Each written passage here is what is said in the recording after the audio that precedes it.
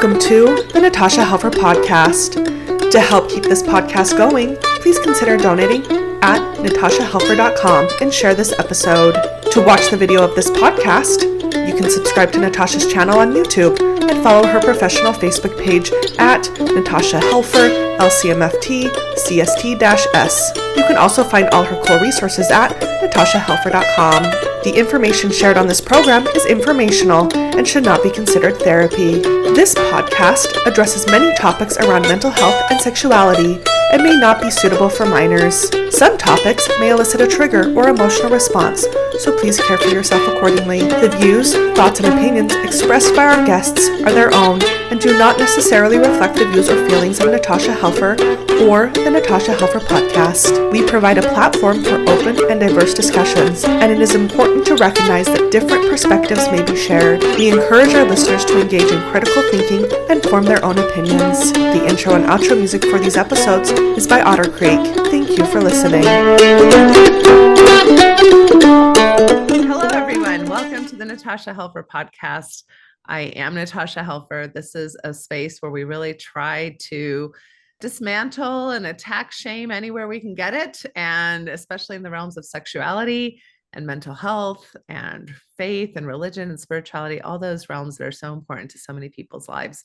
And I'm super excited today to have with me Paula Leech. She is the author of this book, which is what we'll be discussing today, Overcoming Anxiety in Sex and Relationships, a comprehensive guide to intimate and emotional freedom. I love the title. I know it's kind of maybe a little bit wordy, but I love the title. And I think that it really encompasses a lot of what you're trying to discuss, or to help people with. So let's see. I had your bio here up, and of course now I'm not seeing it because that's how life goes. Here we go. I want to introduce you. Paula received her bachelor's degree in family and human development at Arizona State University. You went on to receive your master's degree in marriage and family therapy at the University of Massachusetts in Boston. Post-family therapy licensure, you became ASECT certified, which that is the American Association for Sexuality Educators, Counselors, and Therapists. And you've been working with individuals, relationships, and families in private practice in Boston for over 10 years. You've also received your ASEX certification as a supervisor of sex therapy, and you've co-founded a sex therapy agency and training institute where you see clients in addition to training therapists to become competent, confident sex therapists themselves, and continue to present at various training institutes as well as universities and therapy agencies across the US and Canada. So super excited to hear about your background, and let's get started with that. Like, tell us a little bit more. Tell us the non-formal version of who Paula Leech is and what brought you to the interest of writing a book like this and to sex therapy in general. Well, thank you. So yes, I currently reside in Portland, Oregon. Okay. What brought me here? It's so funny. You get asked that question and every time different things come up.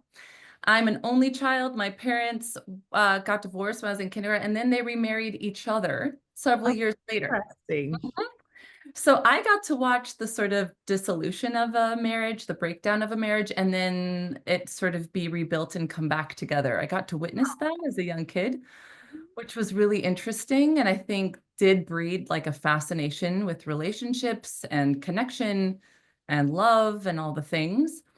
And then, adolescence is a really special time and a time where a lot of people are coming into their sexuality and learning about their sexuality. And my memories are, what in the heck is this, and why are people talking about it being fun?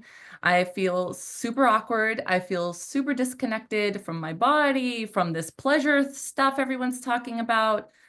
I don't understand it. And I joke that I felt like aliens were kind of watching humans dance and fornicate and being like, why? What are they doing? That's, felt like that strange and foreign to me. And so like a lot of things that we don't understand, that we're looking around and going, well, everybody else seems to get it. It just bred a fascination. And then I didn't really understand until later in internship that like a history of sexual trauma in the family also influenced my interest or, my feelings around sex and sexuality. And now I do a lot of that work.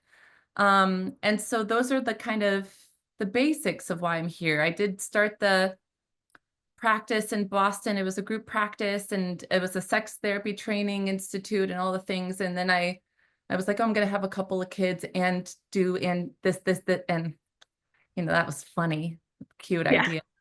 So that was just adorable. So I had to leave. I had to give that business to my partner, and just move primarily into mentoring other therapists and doing teaching. And now I'm starting to see more clients and still doing those things. And so that's the very abbreviated version summary of why I'm here. Yeah. Yeah. No, that's great. And do you think that, going back to this kind of personal framework that influenced your thinking with your parents, do you think that you were raised in a sex positive, sex negative, sex neutral kind of space? Like what was this anxiety just the normal anxieties of being awkward and being a teen and all of us not knowing what the heck we're doing, or was there added kind of cultural or familial anxieties that were being carried forward? Yeah, the interesting the thing that I think even folks who are raised in really sex positive families, you contend with as a kid is like, why does it feel good here? But then the world is telling me all these conflicting negative messages, and what do I believe? And I think that my because of the sexual trauma history, I think my parents went like above and beyond to try and make it a very sex positive household. And so my friends came to my parents for advice. And so I watched that. I got to witness that as well, how important that was for them to have somewhere to ask questions, somewhere to, now people go to the internet, which is scary in its own ways. But I think there was a bit of a shadow of the trauma in the background that I couldn't articulate. And so I think that I sort of carried that a bit, in addition to I was a terribly awkward, I was like one of those kids that I was like the gateway friend, like all of the guys were talking to me to get to my like really beautiful friends, And so I always felt like the kind of, odd man out, not attractive, just awkward adolescent. And so I think, those combination of factors, I was sweaty teenager, I like got the like anti-sweat cream, and you have to like wrap your hands in saran wrap and wear mittens and like, just awkward, uncomfortable with myself. That's so funny, but so relatable, right? I love when people are willing to share this kind of stuff, because it's like, who wasn't in that situation at one point or another? So painful. Yeah. Got through it. Thank goodness. But you couldn't pay me enough to go back. No, thank you. Yeah, right, for sure. Okay, well, so diving into your book, I mean, you start off by doing a great job of explaining kind of anxiety and our nervous systems to begin with. And one thing that stood out to me was you kind of said, okay, there's three options when we feel cornered by our anxiety. You said there's three options. One is to seek to control the situation, which oftentimes, quite frankly, looks more like controlling the person you're wanting to have sex with. To investigate what the lack of trust is ultimately made of and take action accordingly, which sounds a little bit more healthy. And then three is risk trusting, right? So then, okay, I'm not going to trust this, or I'm going to avoid the situation, I think. So tell us a little bit about your thinking about that, how that shows up. And I especially want to talk a little bit about the first option, which I think is very much bred into us culturally and in my experience, religiously. So Yeah. So the first option is what we see most often. So we get anxious and we sort of look right in front of us for like, what am I anxious about? Okay, so classic example, there's been infidelity, right? And oh my gosh, my partner's going out with their friends. Last time they went out with their friends, they cheated, right? And so I'm feeling really, really anxious. It's because they're out with their friends. And so what I need to do is start texting them a lot. So I'm gonna text and check in, and then, maybe we'll put a tracker on their phone. And so information, as much control as I can possibly get, which feels like controlling behavior on the other end. But this is where most of us go versus option B, which is I'm feeling really anxious. What's happening with me? What might I be reacting to? Well, my partner's out with friends. Last time they were out, they cheated. My brain's predicting disaster. I'm feeling insecure. It's insecurity that is creating this feeling in me. I'm feeling unsafe. I'm feeling insecure. How do I want to choose to act from that knowledge, the knowledge that it comes from a deeper place, versus part three, option three, which is what we do often when we step onto an airplane, is, oh, I'm feeling really anxious. I'm risking, here we go. I'm going to hop on, I'm going to get on the airplane and I'm going to contend with these feelings. And there's a part of me that's very aware of the fact that like what my brain's showing me is disaster stories about what could possibly happen. And it's very unlikely that's actually going to happen. And so here I go, let me take my seat, as the elaborated version. Yeah, right. So the third option being somewhat healthy in the sense of like recognizing that, yeah, of course I'm going to have some risk, but it's worth the risk. It's worth the risk. I'm willing to continue forward and have the relationship or have the sex or do whatever it is that I'm a little bit afraid of, because I've been able to address that underlying anxiety and understand that even though there is risk, it's calculated risk and it's not high level risk. Is that fair? Right, exactly. I mean, we often, with anxiety, we're thinking about, instead of how awful, how likely, a lot of the time, because anxiety likes to take, present moment situation, and it wants to reference the past and go, okay, when you were in similar situation, which is what our brains do. When you were in similar situations in the past, what happened? Because based off of that, I'm going to determine how I best take care of you, your physiology, everything. And so with anxiety, it draws from inspiration from challenging situations, if not really, really traumatic or scary situations, to cast its prediction. And so when it casts its prediction, we react to it like it's real. And then we respond accordingly to that. Like, oh my gosh, you're probably cheating on me. I'm going to text you 50 times and I'm going to try and corner you. Maybe I'm going to get in my car and go to the restaurant that you're at and peek in the wind, right? Like I am trusting the disaster narrative versus what a lot of us do when we hop on the airplane, which is, it is unlikely that this plane is actually going to crash and that it's going to end in disaster. And so deep breath, on I go. Right. Okay.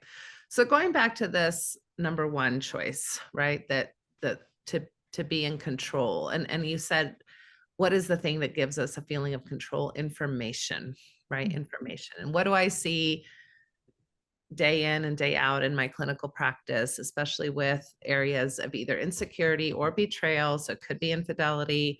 It could be like in a lot of religious circles, even something like, oh, you've masturbated or you've looked at pornography and I wasn't in the know and that wasn't part of our agreement. So that now is a betrayal.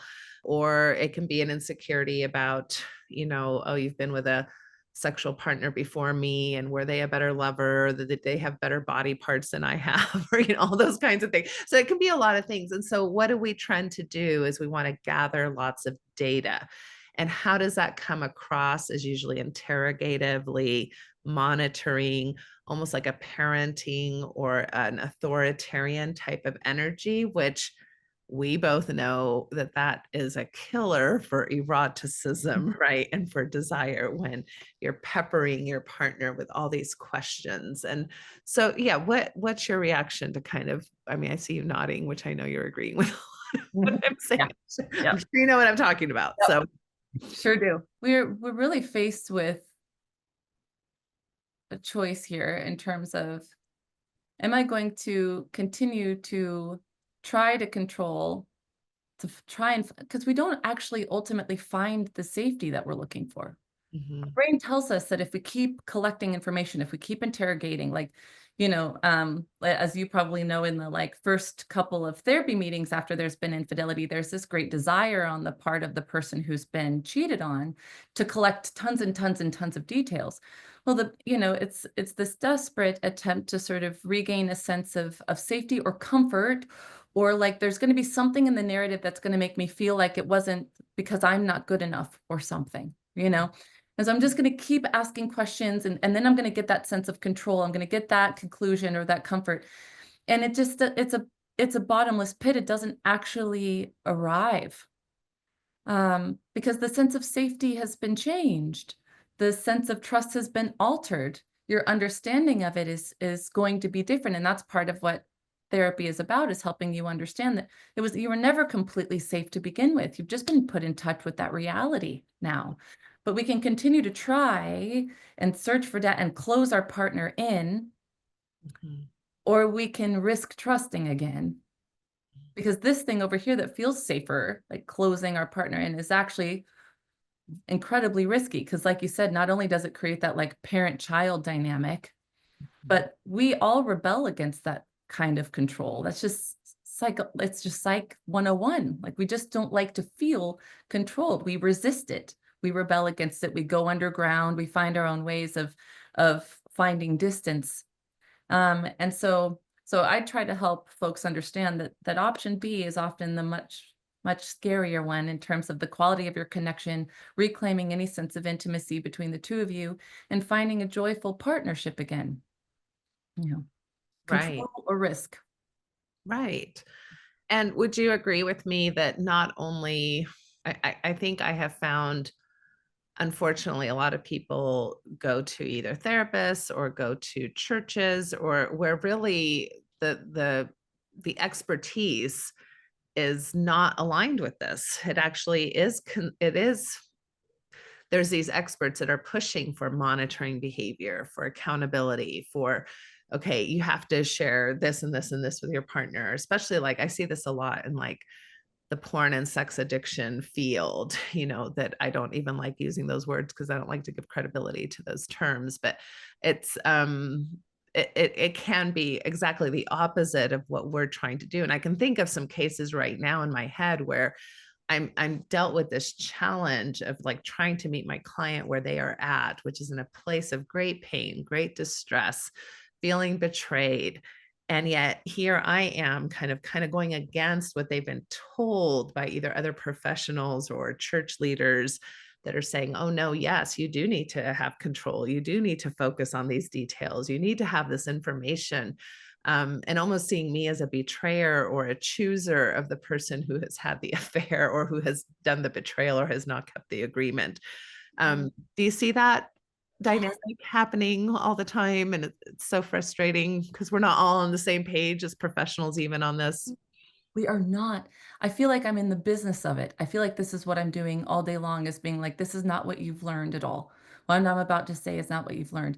And yet, if you back up and bird's eye view this thing, isn't it common sense? Isn't it common sense that you would get resentful of someone breathing down your neck? Do you remember what it was like when you were a teenager, an adolescent, and there was all this distrust coming at you from your parents?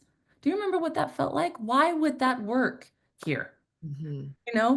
And so that's feels like the good news, because all day long, this is like you're saying, this is part of our work. It's like, I'm here to help you understand the realities of being human in partnership, because actually the realities are much more advantageous, much easier to work with than the myths are. Mm-hmm. And actually you'll be better off for it. There's so much more in sort of understanding that, like, you don't only have eyes for each other. You don't stop being human and having attraction for other people when you partner up. That what's really in front of you is that you have lots of options all the time, and your partner has options all the time, and that you are choosing each other in the midst of all those options. Isn't that far more special and sacred than you are not allowed and you can only think about me and I'm going to pretend like I'm the center of your erotic imagination, even though I'm over here watching Game of Thrones and lusting over Khal Drogo or whatever?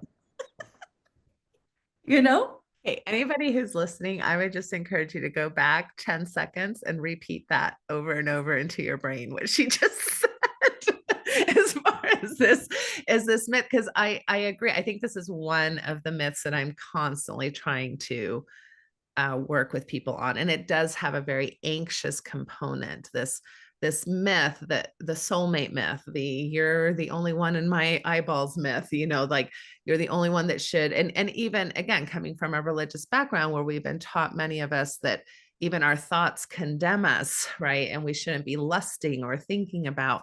And this goes totally against just human nature, that these, in fact, let's go to the next step, which I want to talk to you, but you're talking about in the book a lot, that sexual functioning is not voluntarily controlled, right? And that includes thoughts, and that includes like fetishes, and that includes arousal. It's not, you can't say, okay, right now I'm going to choose to be aroused.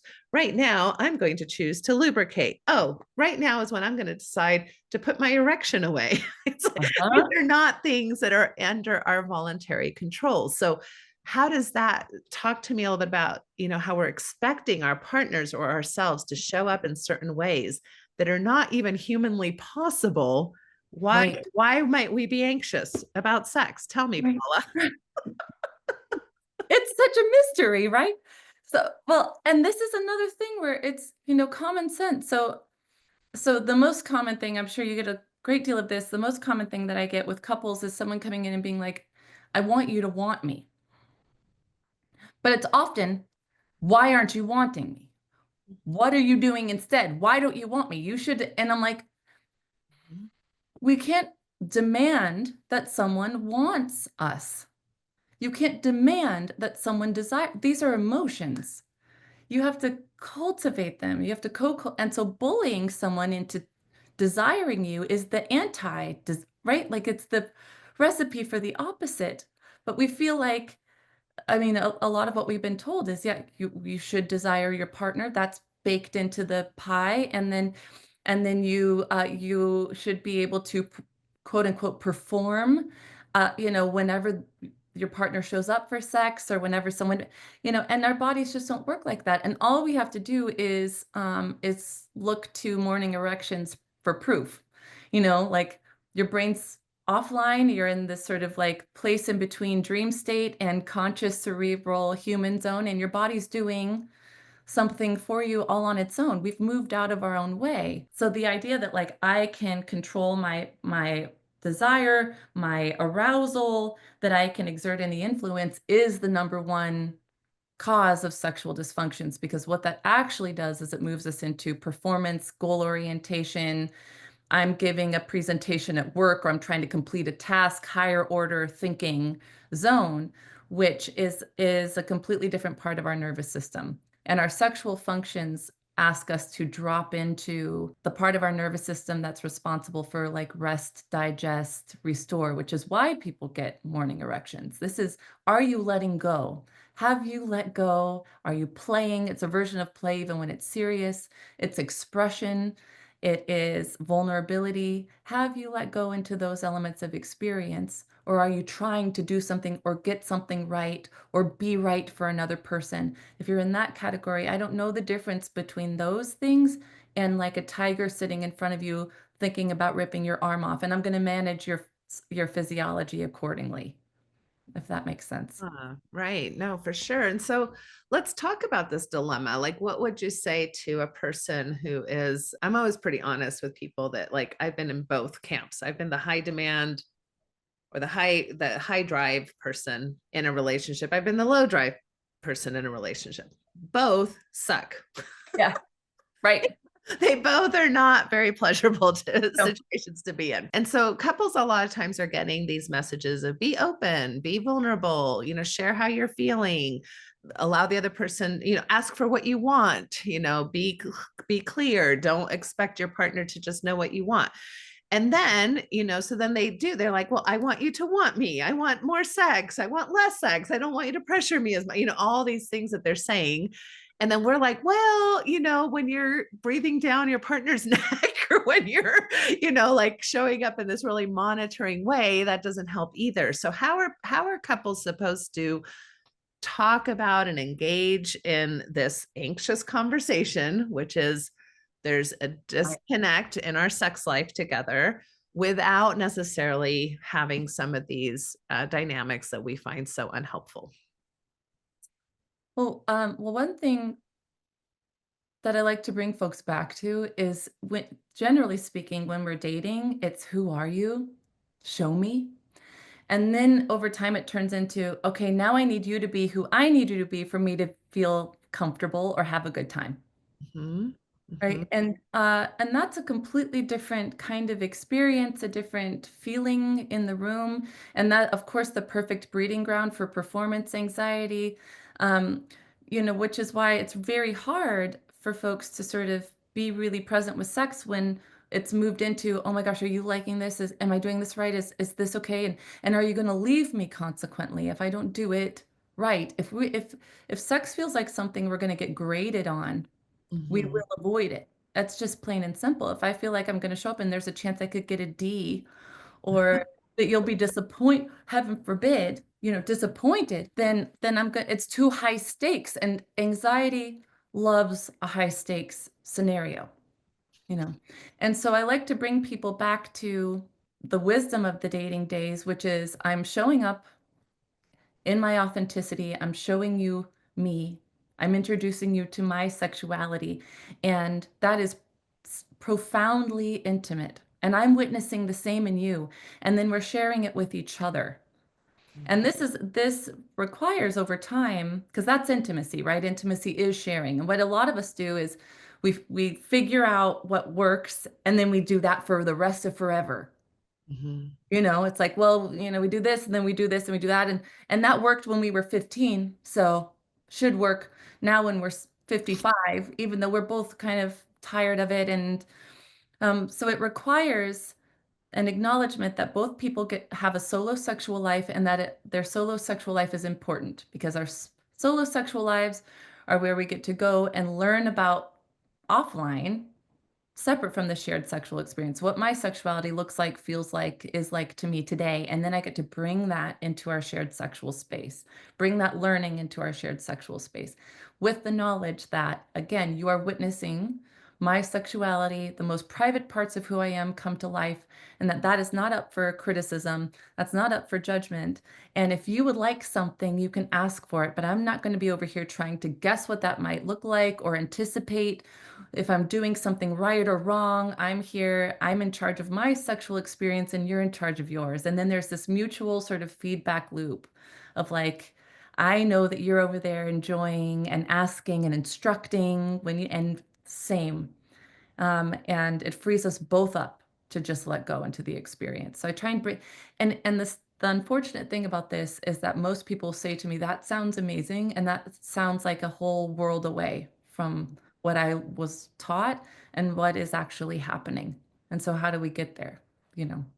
Well, and there's still lots of people, for example, that wouldn't even think solo sexuality is an okay thing, within a marital agreement even, and so that's challenging when you have people's maybe religious values or standards or beliefs, not being aligned with what we might consider kind of more healthy sexual dynamics or parameters. Well, and gosh, it just, my opinion, it just puts so much pressure on the shared sexual life. Yeah. Like when you have, for a lot of people, after you have babies, that first year post, you're just, desire's not really online for a lot of folks. For some people, it's wonderfully online, but for a lot of folks, it's elusive, and you don't really feel like having sex, and your body you're tired, and you've, touched out and all the things. And that's a period of time where I'm turning to the partner and I'm going, what's your solo sexual life like? Are you giving yourself full permission to go into your solo sexual life? Because during the ebbs and flows, it is important that we have ourselves. So we had a solo sexual life as children. We have it whether we want to acknowledge it or not. It shows up in the moments with Cal on Game of Thrones. It's in the air in our shows that we watch, in the books that we read. It's in the air. It follows us in these nuanced ways. And so during these moments of ebb and flow, can we give ourselves permission to spend more time there so that the partner doesn't feel like, oh, I'm responsible for your sexuality. And if I'm not giving you sex, then I'm controlling your sexuality. What a, what a burden, what a weight. Yeah, no, I totally agree. And I think One of the things that you wrote somewhere in your book that I was like, oh, I'm so glad somebody's talking about this is because I think we think of solo sex, which is our nice way of basically saying masturbation, although it's not just masturbation, but that's what a lot of people think it is. Mhm. And we still function, I think, highly as a society where the ideal sex or the real sex or even the word sex is only really seen through a relational lens, or that's a relationship, and that's Right. the right kind of sex. And so I guess if you're masturbating or if you're doing something else, it's just to get you by, because what the real thing is the coupled sex. And what I'm trying to explain to so many people is that there's actually great wisdom and need, maybe needs too strong of a word, but like there's a real contextual space of your sexuality with yourself, with your own body, with your own mind, with your own ideas, that serves a purpose that coupled sexuality is never going to be able to meet. Like it is an actual legitimate thing that has to do with your identity, your development, your pleasure, your ongoing relationship with yourself. And Right. the coupled sexuality is its own thing that is Mm. for many Right. people desired and wanted, and serves as a very different function. And yet I feel like there's only we see it as, oh well, there's really only this one thing, and this thing's kind of like Yeah. Oh gosh. Oh gosh. Yeah. I'm so glad you mentioned that because it starts and ends there. I mean, I talk to couples about you are your primary partner during sex, even with other people. mm, What's it like to be in contact with you, to be in profound contact with yourself? What's it like to think about making love to yourself? What's it like to think about fucking yourself, having sex? What's your reaction to those different terms? It says mhm, so much about how you interact with yourself, what your sense of self-worth is, how connected you feel to yourself, to your body. I mean, I have kids, so I get to watch sexual development happening. But the way they talk about how they're exploring their bodies, uh, and my son was like, "Oh, I," talking to my daughter, and he's like, "What do you do? When I'm touching my body, I have lots of different thoughts, and then I have different feelings that I feel in my," and I'm like, "Oh my gosh, this is mindful embodiment practice." They're learning how to tune in to themselves and to watch thoughts pass through. They're learning about how different sensation works in their bodies and how they can interact with different sensation, and they're learning to tune into the wisdom of and then we take that away from them. But it is a intimate encounter with ourselves. It is learning and it is secure base for us to be in touch with our sexual experience just for us. And for anyone who's gone through any experience that has been even remotely challenging or traumatic, it is reclamation every time. mm. Just for me, my body, my sexuality, mine, a reminder. You know? Yeah. So Yeah. yes, gosh, that's such a wonderful point that it is its own experience and its own legitimate thing that and not just legitimate, important. Yeah.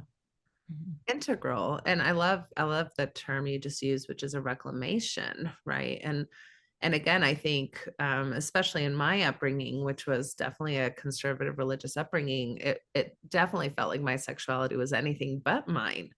My sexuality was my parents. It was my bishops, who could ask me questions about my sexuality, and I was just expected to answer. And, there was really no privacy. And then with this idea that eventually my sexuality belonged to my heterosexual man spouse, right? That was the only option that was given to me as even in my own identity development. I really didn't have permission to see myself as anything but a heterosexual cisgender woman, right? Because I was born with a vagina.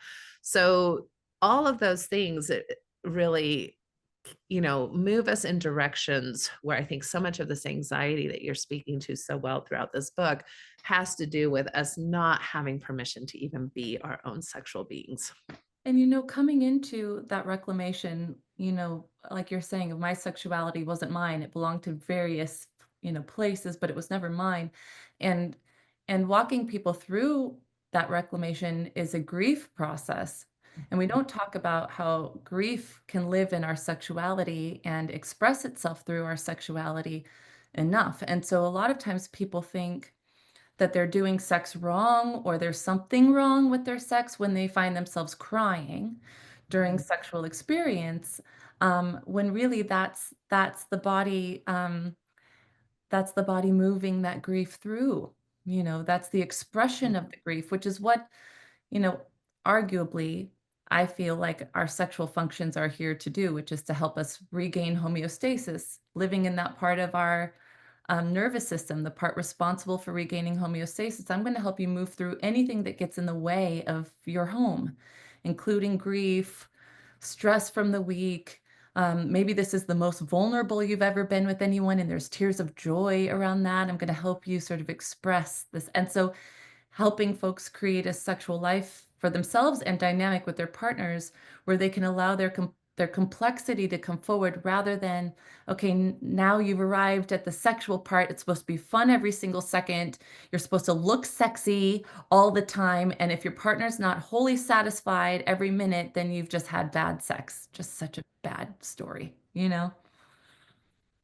I love that you're bringing up this idea of grief work. I mean, I've been through a lot of things, as I'm sure everybody has been, but, with moving away from maybe religious beliefs, being more open to my own sexual healing, even having different types of experiences, having a new partner, all of those things, I have found myself in deep grief after orgasm, like even crying for a good 20 minutes. my poor partner's probably like, what? What and I'm like, but it is part of healing, right? And letting go of that grief and having that expression. And I understand enough about all this that I know to not freak out about it, to just lean into it and let myself process that grief. But I appreciate you bringing that up, because I do think I get a lot of clients who do come in and go, well, what's wrong with me? Why can't I enjoy it? But we are all sexually healing. We're all sexually healing, and orgasm is a version of catharsis experience. It's catharsis, and lots moves through us in our catharsis experience. And so rolling out the welcome mat for that. And it just feels like if you find yourself crying, it's good news. That means you really did let go. That means you let go, which I'm all day long in the business of helping people learn to let go. But this is where I got really frustrated with our field for a little while, because I'm like, if I hear the P word pleasure one more time, if I hear where's the pleasure, where's the, I'm like, it's not always pleasurable. Sometimes it's hard. Sometimes it's sad. But if we expect that I'm going to move through lots of feelings in this experience, then that can be in itself very pleasurable, like going to see a really sad movie where you leave and you're like, that was so good. And you were moved by it. Sex moves us, but it doesn't guarantee New Year's Eve experience every single time. That's not, it's so much more beautiful than that in what it's helping us heal from and move through. And yeah, to your point. Yeah. I find it funny that anytime we need to do a course correct, it seems to go on a pendulum swing, right? Like for a long time, pleasure, we weren't even mentioning the word at all. So then Right. it goes the other way, and that's all we talk about. It kind of eventually comes back to the middle somewhere where we can find balance in all these concepts, for sure. Yeah. We needed it. And now it's the thing of like, and I don't want you to feel like you're doing something wrong if the best you can do is just be in your body at all, just for a moment, even, or the best that you can find is like a little bit of a tightening sensation in my chest, but I'm in my body versus being in my brain or in dissociation or in trauma response or that Yeah.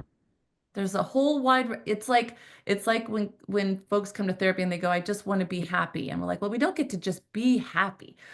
Same with pleasure. We don't get to just have pleasure, but there's reward in all of the feelings on the feeling wheel in life, and in sex is no different than life, but we like to pretend like it's got its own rules and Mhm. physics and all.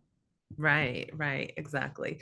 Well, let's go a little deeper maybe, and maybe if you can offer some examples, and you do throughout your book. I really encourage people to read this, and because there's a lot of really good scripts, especially in checking our egos, right? So like, and when you talk about this ability to be disappointed, like to disappoint our partners and to be disappointed as a partner, right? Like this is a huge ingredient to successful sex between people. And so, because even going back to the example I was giving before, where somebody might say, but I need to be able to tell you that I'm unsatisfied with our sex life, right? And I should be able to tell my partner, hey, there's something here that's missing, or there's something I'm concerned about, or why is it that I'm the main initiator, or you're initiating all the time and it feels like a pressure cooker. We should be able to have those conversations. But how do we have those conversations? And I think there were several examples in the book where you actually said like things like, thank you for telling me, or that's good to know, even though that's hard for me to hear, that's really good for me to know, or to even just say something like, I can handle your disappointment, or I can handle, it is disappointing that you're turning me down right now, but I can handle it. It's okay. Like, how do we start having those kinds of conversations, and how would you role model those? Yeah, great question. Well, we have to, and this is really tricky because we just spent all this time talking about how sex is this really vulnerable experience and we make profound contact with ourselves. And I'm allowing you to witness me and to interact with who I am without my brands, without my performance script, without me. And so we've just talked about that. And then what I'm about to say is, and I Yeah. want to uncouple the feedback from your personal sense of self-worth, because what a lot of people do is they hear, oh no, not tonight, and they go, oh, you've rejected me. The experience of me, of being with me, of interacting with me, like you've rejected me, as opposed to I've rejected an experience that right now feels like it's going to require more energy than I have available, you know, Mhm. or I didn't really like that thing that we tried today. And we hear, you didn't like me. I didn't do a good job. I'm not good enough. Versus, oh, that behavior that wasn't it. That move wasn't it. We're going to tweak this thing. Right? But we take all of the feedback as personal, profound rejection, as opposed to looking at it in front of us like, ooh, let's look at the dynamics. Let's look at what happened, what worked, what didn't work for us, what we might want to switch up. Oh, I like that, and it's details. But and we have the opportunity to go further with this. If we say, hey, would you like to come upstairs? And our partner says no, we can say, oh, does it have anything to do with how we're doing this week? Are you like me? We can ask the question. And oftentimes what we hear, oftentimes, not all the time, is, no, I'm just really tired, or I'm just feeling yucky in my body today, or I'm just like sweaty from work and feel smelly. We hear most of the time we're hearing that kind of stuff. But even when we're not, we're still getting useful information. If it is about the quality of the connection, wouldn't you rather know Mhm. than walk away, you know, feeling like you just your sense of self-worth just took a hit. And so we have to just depersonalize some of the feedback or the interaction around sex to make it more approachable. And that is really tricky when it does feel like this is deeply personal and I'm offering a very personal experience of me to you. Yeah, right. So going further with that, which reminds me of something else you spoke about, you said the concept of safety can sometimes be used as a means of control, right? And so, because this is what I'm hearing all the time in couples is like, well, am I safe enough to say no? Am I safe enough to say yes? Am I safe enough to ask for something? Or are you going to think that's pressure? Or, Right. like, so can you, and you've been talking also about risk, that all of this takes a certain level of risk. So how does this concept of safety sometimes get Mhm. used in a way that actually isn't so useful to us? Isn't so safe to talk about safety? Well, and sex is not safe, and this is risk. The primary ingredient in intimacy is risk. And so I'm risking hearing the no. I'm risking having my feelings hurt a little bit. I'm risking feeling disappointed. I'm risking feeling self-conscious. I mean, this is why initiation becomes so challenging, because I'm putting myself out there. I'm asking, do you want to see me? And oh gosh, you said no. Is it my body today? Is it something, am I not attractive to you anymore? And we sink deeply into our insecurities, but we can't make this a fully safe experience. And so the concept of safety, to your point about control, if you're like, oh, I better say yes, or else they're not going to feel safe with me, or I better say yes because otherwise they're going to be injured and that'll be my fault. Uh, and then we're back in pressured sex that we don't want, sex that's not worth wanting, it's not worth having territory. We're in, and and I tell my couples, like, I'm here to help you unravel associations that are tied to your sex that are making sex unapproachable, and help you carve out, create, and reinforce new ones that make your sex life approachable, easy, a version of sanctuary, putting your feet up at the end of the day. And if the concept of safety, even in and of itself, becomes one that we're using to sort of like, basically, it's a version of coercion, then we're in the wrong spot. Uh, Right. and to your point about disappointment, it's the like, some of the stuff that I spelled out, it's the giving your partners an off ramp. The only way that you're going to have an approachable sexual life that feels easy is if I know that I can show up and I can say stop, no, pause, pivot at any point, and that's invited. And I, just imagine a scenario and how sexy it might sound to people if a partner were to turn to you and go, "Hey, if at any point you get uncomfortable, you get bored, you are not into it anymore, we can pivot, we can stop, we can do something else. I can take care of myself. I can handle a little disappointment. I can handle a little disappointment in favor of your comfort in this experience, making our sexual life a comfortable, approachable place for both of us." And that is, to your point, just like just not a concept that people can say, you have to have fun. But if we have to have fun, it's too intimidating. Yeah. Yeah. No, I love that. I hope that this can really land, because I think no matter where you are at, if you're listening to this as a low drive person, or, or a high drive person, or a person who has different preferences than your partner has, this is really the work of doing kind of emotional regulation, which is why we're talking about anxiety to begin with, and knowing your own body. You have a whole thing about like what is the anxiety informing you about, right? You have a whole chapter on that. And even you talk about how even all sexual dysfunctions in some way or another are tied to some level of anxiety, whether it's, unless it's biological, I will say there are biological reasons Yeah, why you right. have sexual dysfunction, but in regards to all the psychological reasons why you might have erectile dysfunction or vaginismus, or you might have delayed ejaculation, or you might have anorgasmia. Again, you know, putting aside the biological reasons why some of those things might be happening, usually it's anxiety. And you also talk about performance versus performance anxiety. So yeah, just tell us a little bit about how this all manifests in anxiety, as far as what is anxiety telling us? Yeah. What are our bodies telling us? Right. Right. So a couple of easy ways of thinking about it is that anxiety, gosh, one of my favorite child psychologists, Dr. Siggy, it's so funny how child psychologists can have the most to say about adult psychology too, right? Directly applicable. But she talks about how the opposite of anxiety isn't calm. The opposite of anxiety is trust. And that just felt like such a light bulb moment for me, in terms of, what is your anxiety, your sexual anxiety, showing you that you're distrusting? Is it your own body? Is it your own instincts? Is it the connection? What's it illuminating that's showing you where you're experiencing distrust? And anxiety can also show up on the best day. It wants us to sort of heed caution. So it's always some version of a warning. And what's my anxiety trying to warn me of? Am I feeling like I'm going to lose my partner if I don't gain this erection? Do I feel like I'm going to be shamed by my partner if I don't gain this erection? Do I feel like I'm not going to get the love unless I perform an orgasm for my partner? What is it showing me in terms of a warning?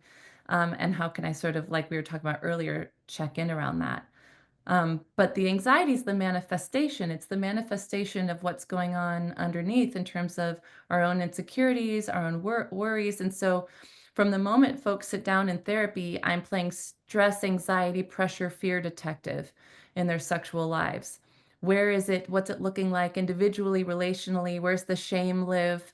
Because anxiety is just a manifestation of all of those things. I love that. Yeah. And it's so important to understand the anxiety response and how that shows up in all of these things. And how are we like interacting in way, like oftentimes I talk to my couples, like, are we going to be allies in each other's healing, or are we going to be like the instigators of more triggers? Right. And so, and almost seeing that as a responsibility, like it's, for example, one, you talk about erections, that's a big one. And I talk to men and women in heterosexual relationships about this all the time. Sometimes it comes up with my gay couples as well, but it seems to be more of a heterosexual theme of this idea that if you do not have an erection as the woman, as the female partner, that must mean I am not sexy enough to keep you interested in me, or I am not performing well enough to keep your penis hard, right? So the onus of his erection, which again, this is involuntary, he has zero control over whether he's going to have an erection or not. And now she's, having all of these stories around that potentially. Which then can come out in kind of an angry way, like, how dare you not be, into me, and or are you having an affair, or why isn't your penis showing up in response to me and my sexiness and my desirability? So now it's all about me. Or it can show up in this kind of like almost self-shaming way, like, I'm not going to get angry at you, but I'm going to really shame myself, and I'm going to really feel like crap about myself and have it affect my self-esteem, instead of just being like curious or interested, or like, actually your erection has nothing to do more than likely with me, and what else can we do and have fun while you do or do not get erect? Like, why are we even counting on this erection for good sex to begin with? Yes. Gosh, it's so true. And then you lost your erection, or you didn't gain erection because you must not be attracted to me, or you must want to cheat, or you must not be in love with me anymore. And then add what we had mentioned earlier, chatted about earlier, in terms of anxiety loves a high stakes scenario. Mm-hmm. Now, oh my gosh, I have to gain an erection this next time, because otherwise it's going to reinforce the idea that I'm not attracted to my partner, and look at how hurt they were. And then you're not going to What does that do to an erection, Paula? gain your erection. You're not going to gain your erection. It's so funny. Long time ago, I got a call from someone, and they're like, I have erectile dysfunction and I need you to fix it today. I need it to be gone today. And well, there's one thing I'm good at, and I'm good at having sex with women. And that's always what I've been good at. And I'm having erectile dysfunction, and it's effing it all up for me. I need you to fix it today, because I'm nothing. I'm a piece of dirt. I'm a piece of trash without this. And it's like, I know right away why you have erectile dysfunction, because your whole sense of self-worth relies on that erect penis. That is so much pressure to put on your body, so much pressure to put on your penis. And you are then approaching this incredibly high stakes situation every time you go to be intimate with another person.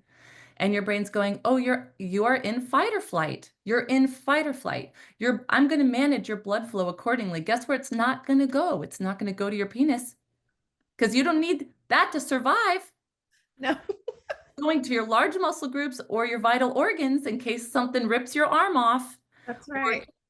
Right. And so it is the thing of like you're saying, moving into, can we both get allies in healing? Can we get curious about what's going on here? Can we shine a big light on the expectations that are living behind the curtain in our sexual life for both of us, that are giving us a sense of pressure or stress or expectation? What are our shoulds in our sexual life, and can we dismantle them together? And then Yeah. we show up and go, whatever your body does is invited, and I know whatever my body does is invited, and that there's no expectation for your body to do or be anything other than what it is today. Yeah. Period.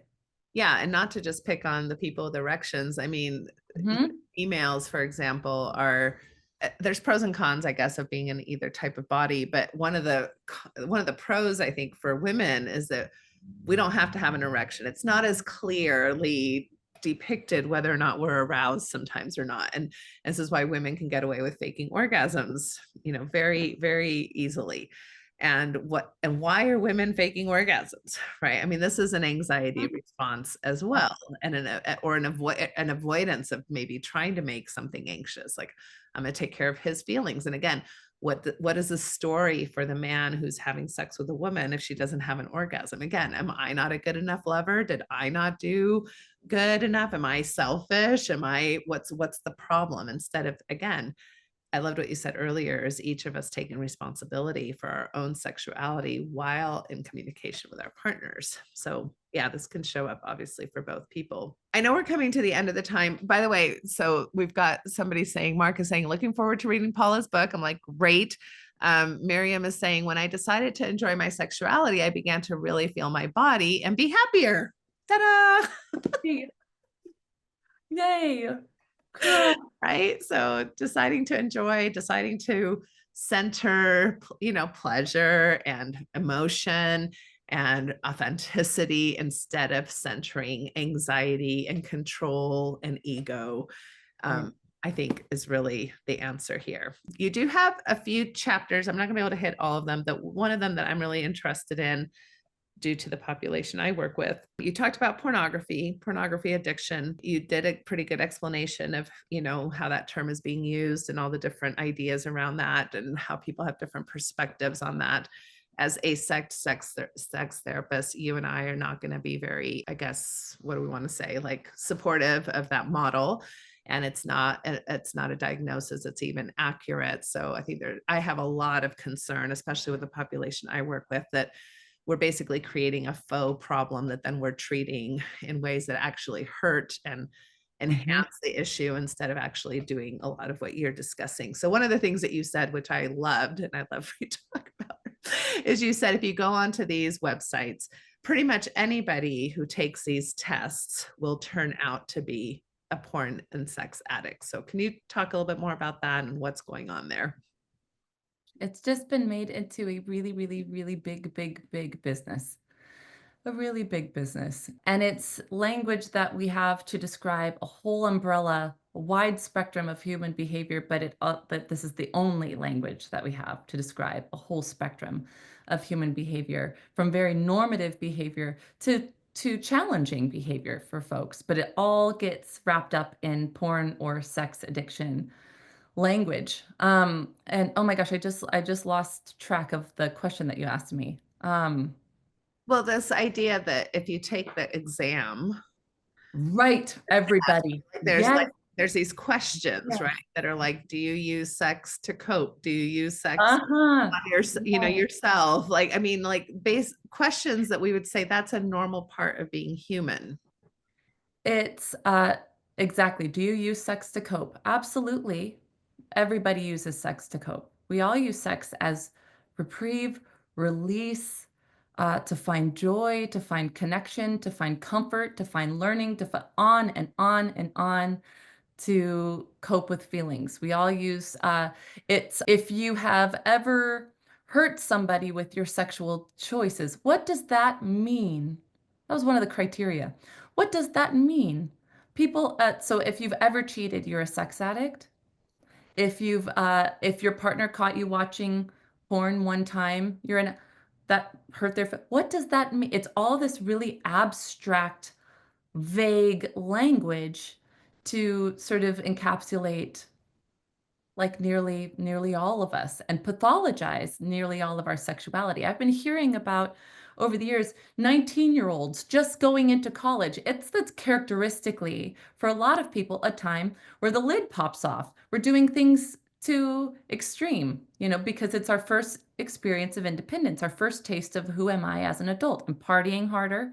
I'm having more sex. I'm, fill in the blank, and pathologizing that and calling these young folks sex addicts. This is normative human behavior. And so you're absolutely right. I have really big feelings about this, particularly with regards to how we socialize men, or what we're socializing men. I think we're trying to change things, but like, we gave them very limited options in terms of the feelings they're allowed to display or express: anger, jealousy, frustration.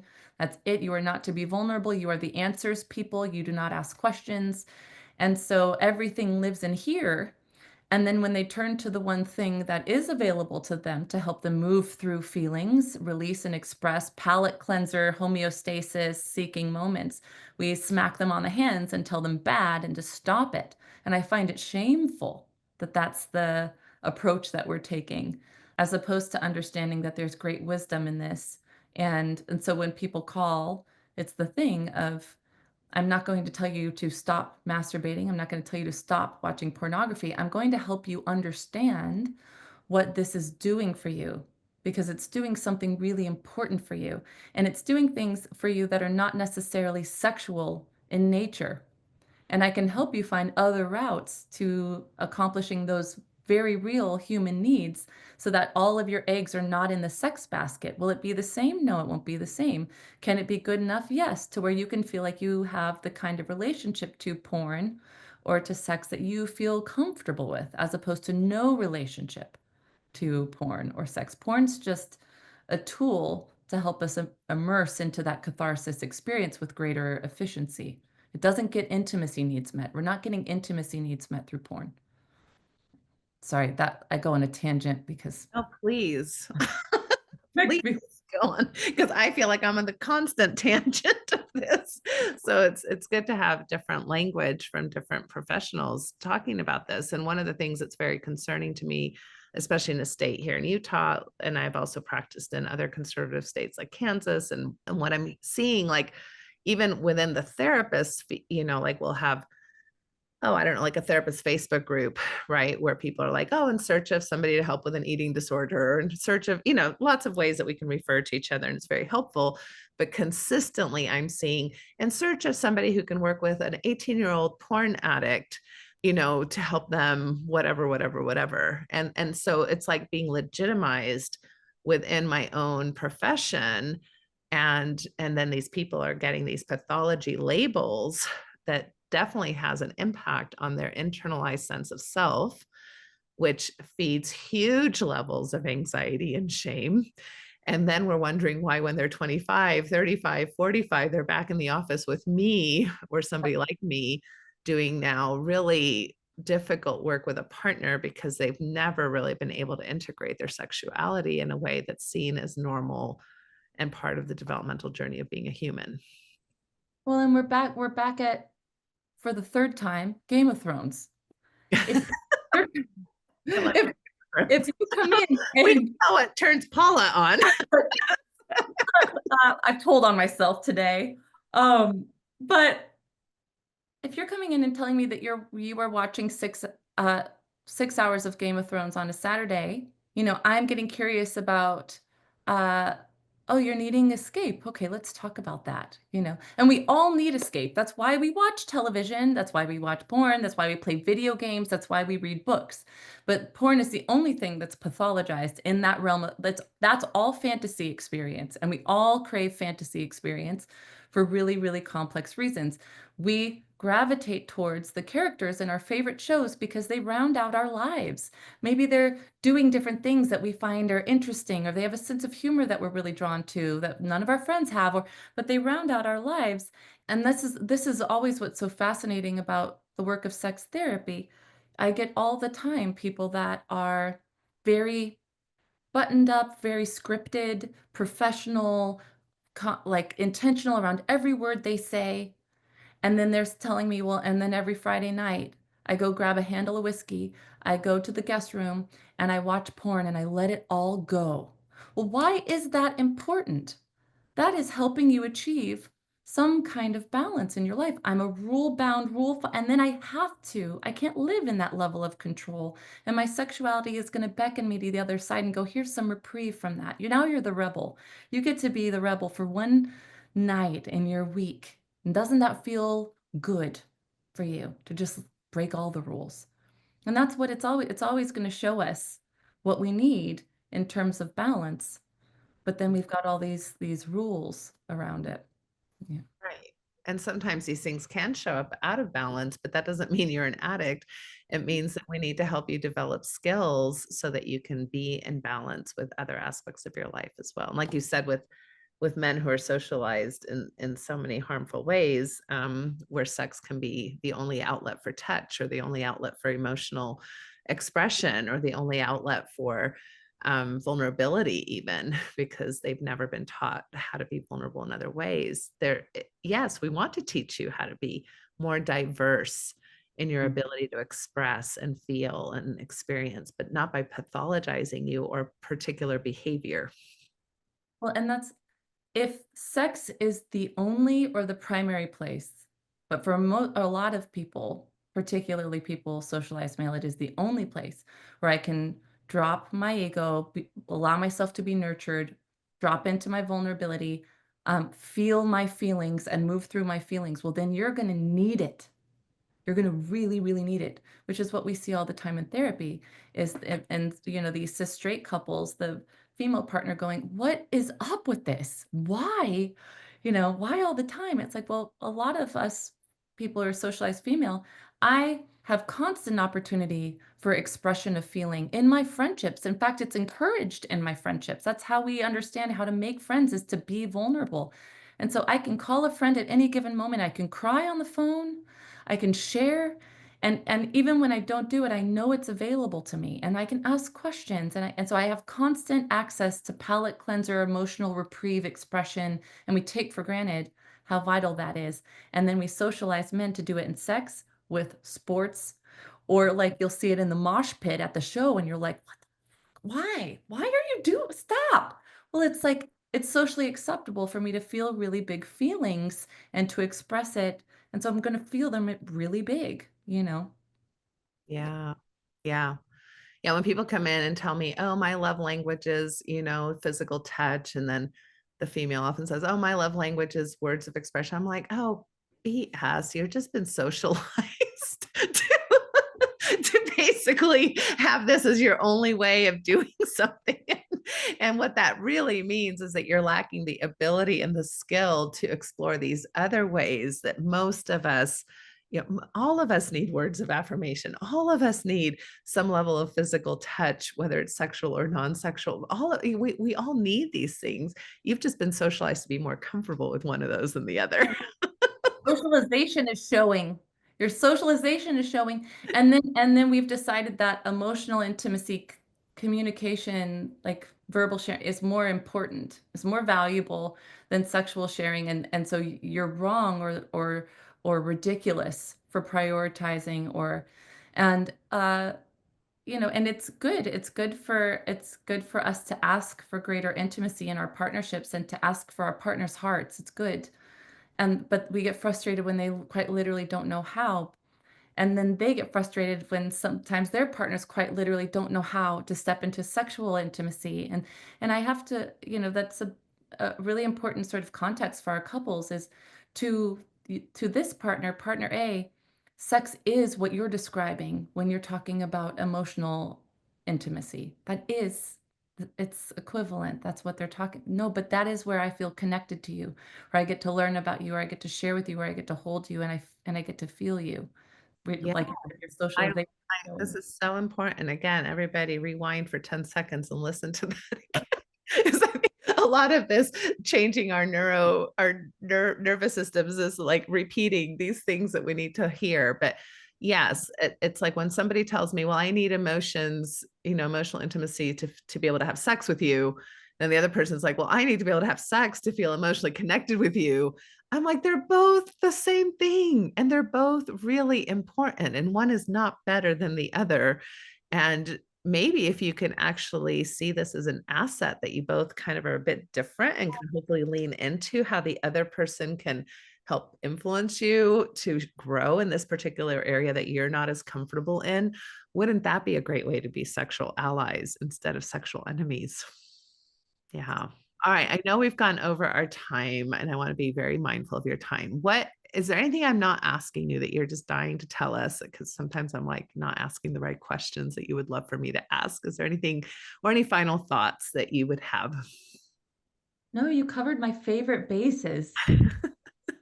You covered my favorite bases. Those are them. Those Okay. are them. Yeah. I think just adding earlier to the like giving our partners an off ramp, accepting some disappointment. The thing of like you can stop, I can take care of myself. Taking care of myself means being in connection and in learning with myself. It means you're going to be put in contact with my solo sexual life. Is that invited? Can it be invited? Um, if not, it is a record scratch moment in the sexual life of the couple. It is like uh-oh, we have to stop everything right now. And that association gets connected, right? So, but Yeah. yeah, covered everything. And I love too how often you brought back the reminder too that this is a space of risk. This is not a space of 100% being comfortable or 100% being safe, whatever we think about those things. And I often talk to people about spectrums, like instead of saying I am safe or I'm not safe, on a scale from 1 to 10, how safe do I feel or not, and why or why not, right? And maybe if I'm at a 3, that's a healthy level of risk. I can be a level 3 discomfort and still move forward, because that's how I'm going to learn and grow and get used to new things and desensitize myself to sexual shame and anxiety.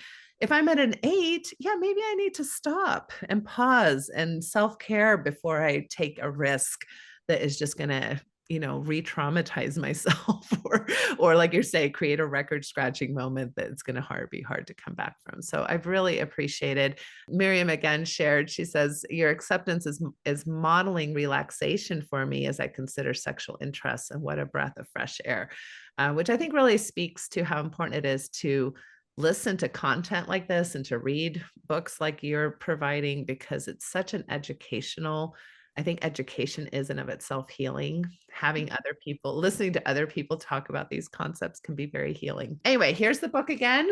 It's called Overcoming Anxiety in Sex and Relationships by Paula Leech. There's a great section in the book that talks about myths. I would want everybody to go and look at those, because most of those myths are definitely myths that influenced or, gave context to my upbringing, especially as a religious person. So lots of myths. You also have great exercises, little questionnaires, tips and tricks, strategies. So it's not just an intellectual book. I think it can also be very much used as couples or individuals, kind of to do some kind of workbook or journaling or, like exercises as a couple. So I love it when those kinds of things are included in these types of resources as well. So thank you so much for your time, for your energy, for your expertise that you've shared with all of us. It has been so fun talking to you, and thank you so much again for reading. It's an honor to have you read it. Thank you so much. Yeah, for sure. Came out in October, everybody. So it's a new one. So add it to your sexual health library. And Paula, I hope our paths will cross someday in real life. All right. Take care. Bye-bye. Thank you for listening to the Natasha Helfer Podcast. To help keep this podcast going, please consider donating at natashahelfer.com and share this episode. To watch the video of this podcast, you can subscribe to Natasha's channel on YouTube and follow her professional Facebook page at Natasha Helfer, LCMFT, CST-S. You can also find all her core resources at natashahelfer.com. The information shared on this program is informational and should not be considered therapy. This podcast addresses many topics around mental health and sexuality and may not be suitable for minors. Some topics may elicit a trigger or emotional response, so please care for yourself accordingly. The views, thoughts, and opinions expressed by our guests are their own and do not necessarily reflect the views or feelings of Natasha Helfer or the Natasha Helfer Podcast. We provide a platform for open and diverse discussions, and it is important to recognize that different perspectives may be shared. We encourage our listeners to engage in critical thinking and form their own opinions. The intro and outro music for these episodes is by Otter Creek. Thank you for listening.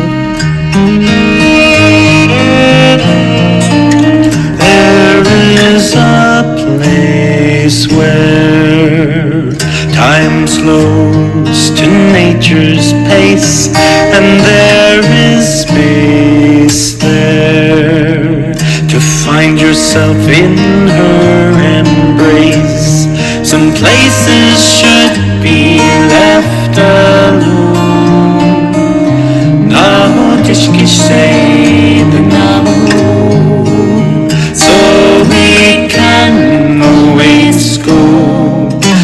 homeland of the heart.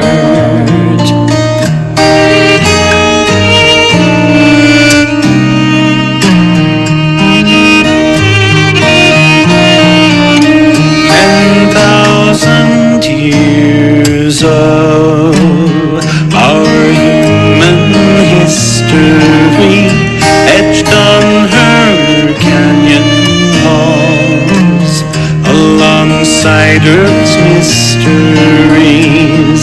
Some places should be left alone. Nordisch geschehen alone. So we can always go to the homeland of the heart, to the homeland of the heart.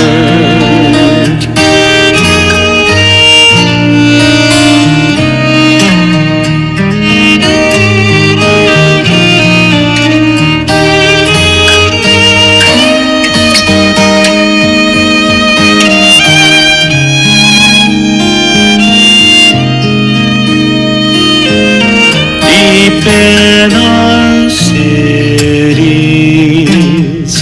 we sleep without her stars, yet still her presence